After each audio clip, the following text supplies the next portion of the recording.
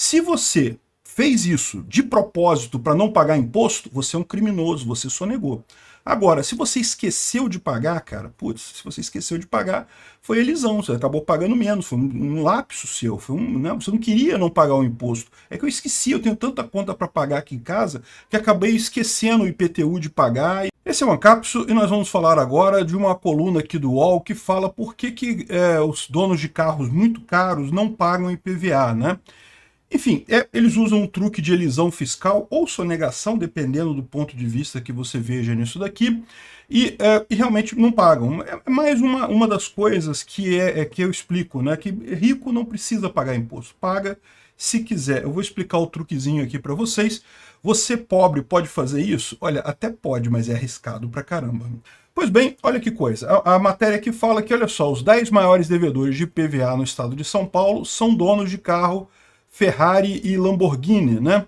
O dinheiro não é problema para esse pessoal, mas por que eles não pagam IPVA? Ora, eles não pagam IPVA porque eles são boas pessoas, né?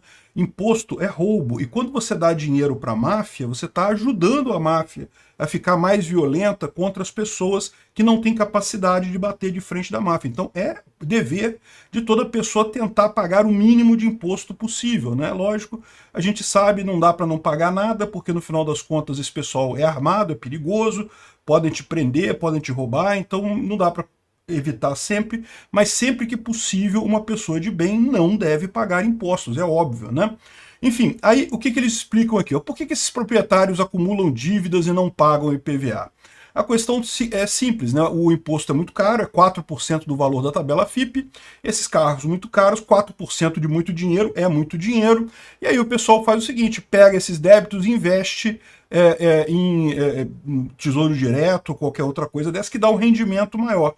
Quando a pessoa for vender o carro, para que você precisa de IPVA? Você precisa de IPVA no momento que você for vender o carro ou então se você for parado numa blitz na cidade.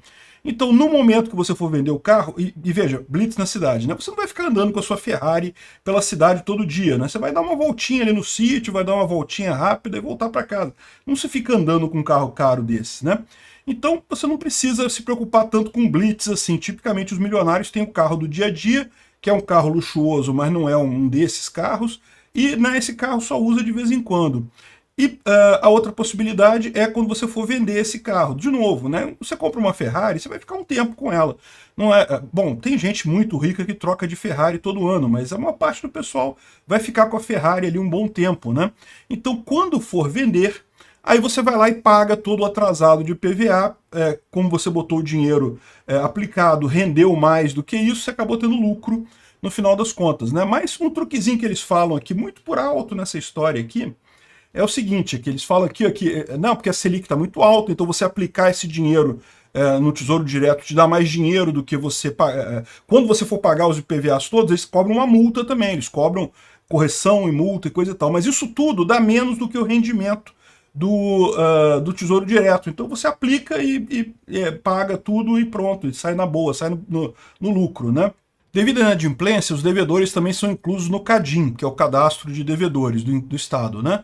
Mas a maior parte dos carros está em nome de pessoa jurídica, a pessoa já tem aquela empresa só para isso mesmo, já tem, não vai fazer falta para ela. Aliás, ficar com o nome no CADIM também não faz grandes diferenças no final das contas. Todo mundo sabe, ficar com o nome no Serasa dificulta um pouco. De novo, dificulta para quem é pobre, quem tem que parcelar as coisas na hora de comprar. Para o rico ter um nome no Serasa, que diferença faz? O cara vai pagar à vista mesmo? Enfim, e outra coisa que ele fala é o seguinte, ainda tem o caso aqui que ele fala aqui em algum lugar, acho que eu perdi o lugar que ele fala aqui, que é o seguinte, que a prescrição disso daí, aqui, ó, também vale a pena salientar que, segundo a lei, dívidas de IPVA prescrevem após 5 anos. Então, se você não pagou por 5 anos aquele IPVA e precisar vender o carro ou for pego numa blitz, aquela multa não conta mais. Aquele IPVA primeiro que você falou não conta mais. Então é lógico, se você for vender o carro em menos de 2 anos, você vai acabar tendo que pagar, mas se você for ficar muito tempo com o carro, você recebe, né? Você acaba ganhando aquela parcela a menos, né? É verdade também que um carro, ficar 5 anos com um carro, o carro já fica velho, né? Mas a verdade também é que Lamborghini, Ferrari, dá para ter uma Lamborghini de 10 anos aí de idade sem grandes problemas, são carros muito bonitos, né? Enfim, esse é o truque. O truque é simplesmente não pagar imposto. Por quê? Porque a ineficiência estatal é tão grande que muitas vezes o Estado não consegue cobrar isso de você. Mas por que rico pode fazer isso e pobre não pode fazer isso? Porque tem uma diferença fundamental nessa história. Como eu falei, né, a chance de você ser pego numa blitz é pequena, mas ela existe. Então, se você pobre faz isso, deixa de pagar o seu IPVA e é pego numa blitz dessa, você não vai ter dinheiro para pagar o IPVA, né? O rico, ele tem o dinheiro guardado. E aí, se for parado na blitz, beleza, perdi, né? Eu apostei e perdi a aposta. Então eu vou lá e pago os IPVA todo atrasado e ando com o carro normalmente. Ou seja, para o rico, no final das contas, vale a pena fazer isso. Ele tem dinheiro para pagar essa multa toda de uma vez. Isso vale para um monte de outros impostos também, tá? Um monte de gente não paga IPTU, por exemplo, simplesmente não paga. E aí o que acontece? A prefeitura vai cobrar? Vai, e ela pode até tomar seu imóvel. Então é importante você ter o dinheiro para pagar na hora. Então vamos supor, tu não paga IPTU.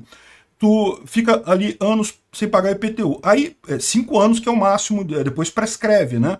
Então, que você ficou 5 anos sem pagar, já prescreveu, você não precisa pagar. Eu não sei se é 5 anos não, tá? Dá uma estudada na legislação para checar como é que é. Era 5 anos na época que eu advogava, pode ser que tenha mudado. Aqui tá falando que para IPVA ainda é 5 anos. Talvez para IPTU também seja 5 anos, mas não sei, é bom estudar isso daí. De qualquer forma, se você ficar um tempo sem pagar e a prefeitura não te cobrar, beleza, você ganhou aquele dinheiro, você não precisa pagar mais. Mas, de novo, você precisa ter esse dinheiro todo guardado para, se a prefeitura te cobrar, falar que, geralmente eles mandam para você, tem que pagar em 5 dias úteis. 5 dias é o prazo para tu pagar toda a dívida, senão a gente vai leiloar seu apartamento. Aí, por isso que eu falo, o rico pode fazer isso. O rico tem esse dinheiro guardado. Ele está com dinheiro ali, então ele deixa de pagar. E quando a prefeitura cobrar, se cobrar, porque como eu falei, cara, apostar contra a ineficiência estatal é aposta quase ganha. O Estado é muito ineficiente. A área que o Estado é menos a área que o Estado é menos ineficiente, ou seja, é mais eficiente, é justamente na hora de cobrar imposto. Mas ainda assim, ele é ineficiente pra caralho, mesmo na hora de cobrar imposto. Então, né, o pessoal aposta. A questão é essa, você tem que ter dinheiro para apostar. Você aposta essa parada, porque se um dia bater a cartinha da prefeitura, tem 5 dias para pagar esse negócio, ou tu perde seu imóvel. Tu tem que ter dinheiro para, ir lá, não, tá aqui, beleza, perdi. Apostei, perdi, tá aqui o dinheiro. Ou seja, lógico, você vai ter que pagar o IPVA, mais multas e juros, mas nem é tanta coisa assim. O dinheiro vai estar aplicado, vai render mais do que isso daí, então no final das contas é uma dica. Agora, uma coisa importante, isso daí é uma das coisas que fica naquela zona cinza entre elisão fiscal e sonegação fiscal. Lembra, sonegação fiscal é crime. Você pode ir para cadeia se você sonegar imposto, né? Então é crime sonegação. Não soneguem. Elisão fiscal é diferente. Elisão fiscal é esse tipo de coisa que você faz para pagar menos imposto, mas não com o objetivo de pagar menos imposto. O truque aqui é o seguinte: